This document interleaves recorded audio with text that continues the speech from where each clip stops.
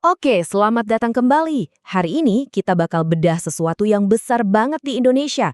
Sebuah janji tentang program makan gratis yang skalanya raksasa. Idenya, kalau kita lihat sepintas, kelihatannya simpel banget ya. Satu anak sekolah dapat satu porsi makan gratis setiap hari. Kedengarannya bagus banget kan? Tapi, apa benar sesimpel itu?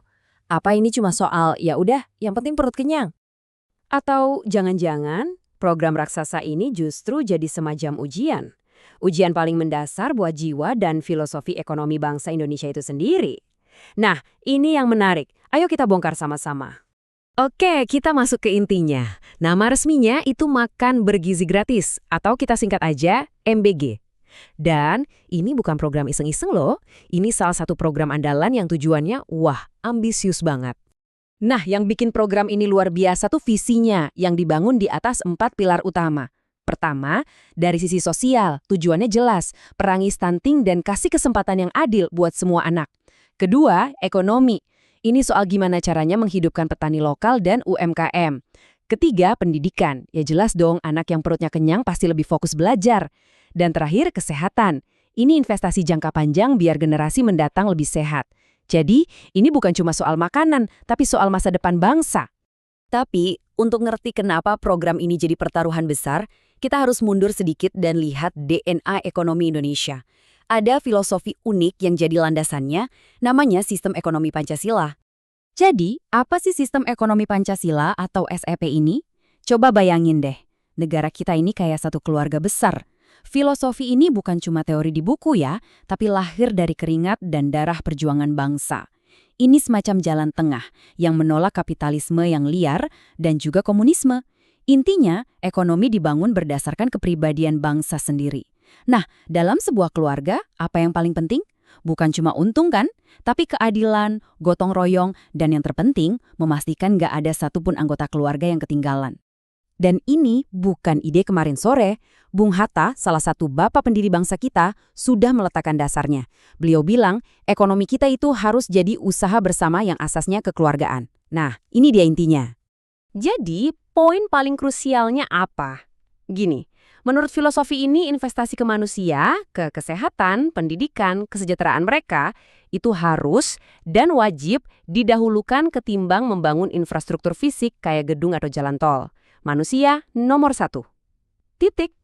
Nah, disinilah kita kembali ke pertanyaan utamanya. Program makan gratis yang super besar dan diatur dari pusat ini, apa beneran sejalan sama semangat kekeluargaan dan gotong royong tadi? Atau justru malah kebalikannya? Oke, disinilah kita sampai pada dua sisi mata uang dari program ini. Ada janjinya yang indah, tapi ada juga bahayanya yang mengintai. Dan di tabel ini, kita bisa lihat pertaruhannya dengan sangat jelas. Coba lihat deh di kolom kiri, janjinya. Ini skenario idealnya, di mana program ini jadi cerminan sempurna dari filosofi Pancasila tadi. Keadilan sosial, martabat manusia, ekonomi yang tumbuh dari bawah, semuanya ada. Tapi, sekarang coba geser mata Anda ke kolom kanan, bahayanya. Nah ini dia, setiap janji itu punya bayangannya. Niat baik memberdayakan petani, malah bisa menciptakan segelintir raja baru pemasok makanan. Anggaran triliunan buat rakyat, malah bisa bocor dan jadi boros. Dan yang paling ngeri, semangat gotong royong bisa luntur, diganti mentalitas, ya udah nunggu dikasih aja. Jadi pertanyaannya, kira-kira mana yang bakal kejadian? Intinya, resiko terbesarnya itu ya ini, punya program yang filosofinya mulia banget, di atas kertas kelihatannya sempurna, tapi pas dijalankan malah boros dan gak efektif sama sekali. Terus gimana dong solusinya? Gimana caranya biar janjinya terwujud dan bahayanya bisa dihindari? Nah, sumber analisis kita menawarkan sebuah jalan keluar yang akarnya kuat banget, yaitu pemberdayaan masyarakat. Rekomendasinya adalah geser modelnya, dari yang serba terpusat dari atas, jadi model kedaulatan pangan berbasis desa. Simpelnya, kekuasaan dan pengelolaannya itu dikembalikan lagi ke akarnya, ke level desa. Terus praktiknya gimana? Ada 4 langkah kunci yang semuanya itu tujuannya satu, mengembalikan program ini ke semangat kekeluargaan. Pertama, kasih wewenang penuh ke koperasi desa. Ini cara menghidupkan lagi usaha bersama. Kedua, bikin dapur-dapur lokal yang dikelola oleh warga sendiri. Ini bukan cuma tempat masak, tapi jadi pusat interaksi sosial. Nah, yang ketiga ini yang paling penting, semua bahan baku wajib diambil dari petani sekitar. Ini aturan mainnya. Kenapa? Biar uang triliunan rupiah itu nggak lari ke kota atau ke perusahaan besar, tapi muter terus di desa itu bikin warganya sejahtera.